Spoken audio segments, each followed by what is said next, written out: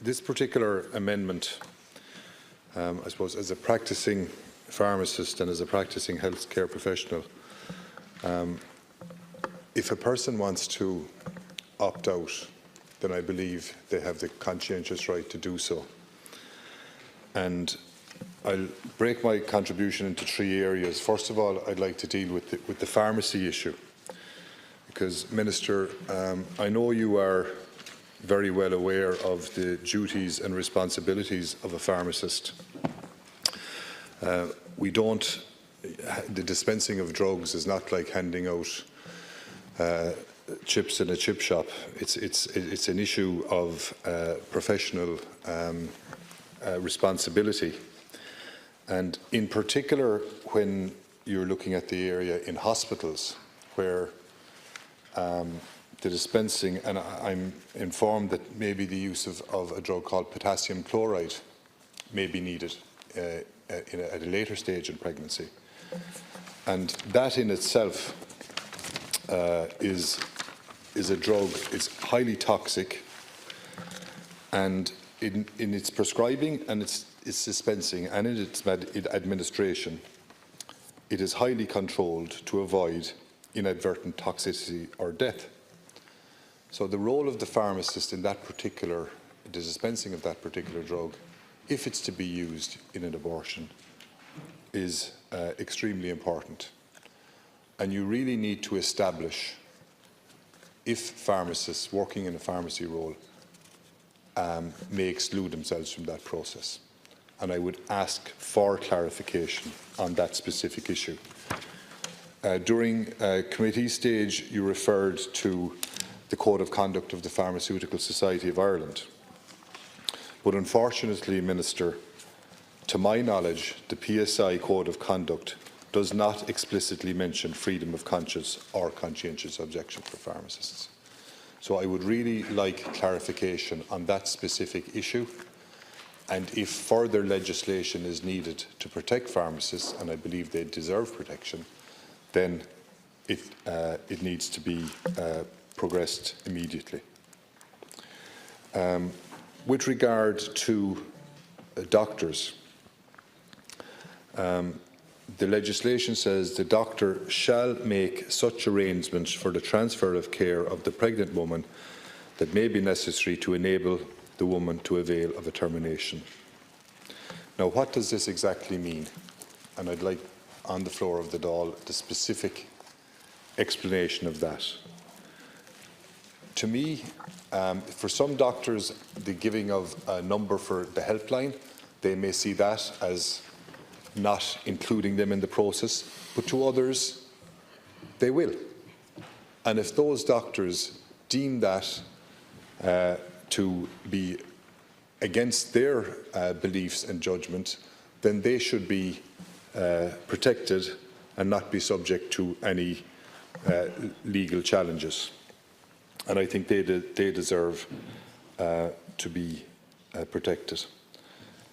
Same goes for midwives.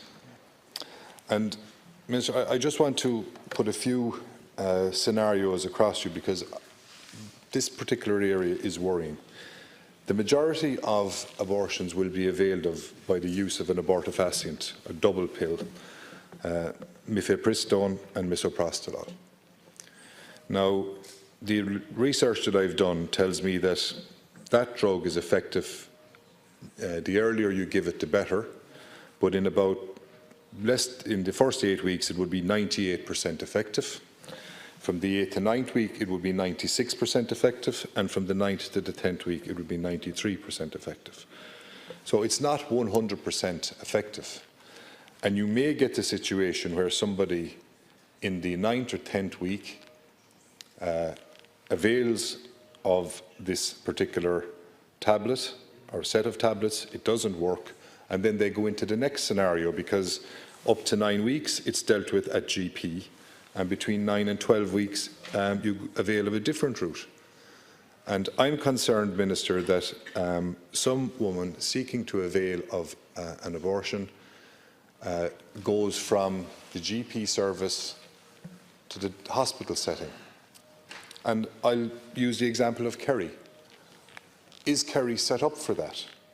Are there enough obstetricians in Kerry who are opting in, or are there not? Because if there aren't, we have a situation that we need to deal with. And I would hate for a situation that would have occurred because somebody seeking a termination can't get it, starts before the 12 weeks, can't get it before the 12 weeks and goes in after the 12 weeks. And the last thing we want to do, Minister, with this legislation is present a situation whereby somebody finishes up in a tragic situation, as has happened when the 8th Amendment was in place and a whole new debate erupts. So, Minister, it is extremely important that we get clarification on those specific issues. I firmly believe that if a healthcare professional wants to opt out of this process, they should be allowed to opt out without fear of any legislative or legal challenges to them. And the last thing I want to say to you, Minister, is there is, in some elements of the House, a rush to get this over the line. And there's an old saying that act in haste and repent at leisure. I do not want to see any situation where somebody seeking a termination finishes up in the scenarios that happened with the introduction of the 8th Amendment into the Constitution.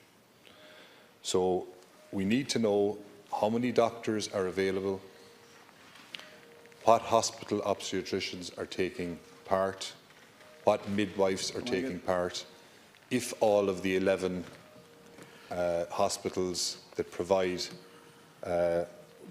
pregnancy care are suitable to take on this role. And the last thing I want to say on it, Minister, is the drug is to be provided by the doctor. Right now, doctors, most of them, have not the facility to order the drug. They have to use their pharmacy. So, you know, they don't have licenses with manufacturers, they don't have contracts with manufacturers. This is the 5th of December. If that's to be in place by the 1st of January, you know, we're really pushing out. Deputy Bobby Aylward. So I'll leave it at that. Thank you.